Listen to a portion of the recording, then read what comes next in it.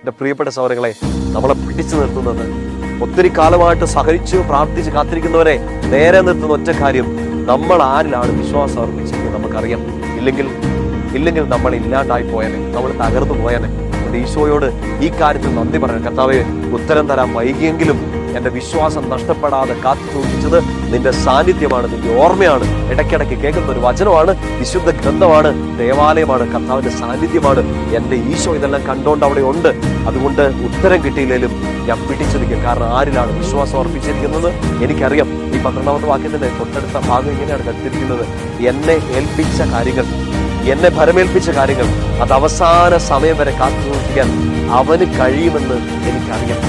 ഇപ്പം നമ്മളെ ഏൽപ്പിച്ച നമ്മുടെ കുടുംബത്തിന്റെ, നമ്മുടെ ശുശ്രൂഷ, നമ്മുടെ ജോലി, നമ്മുടെ പഠനം, നമ്മുടെ പ്രിയപ്പെട്ട ഒരാൾ, ഇയാൾക്ക് വേണ്ടി, ഈ സിറ്റുവേഷന് വേണ്ടി നമ്മളിങ്ങനെ പ്രാർത്ഥിക്കുന്നതും ഇതിന്റെ പേരിലാണ് നമ്മൾ നാണം കെടുന്നതും.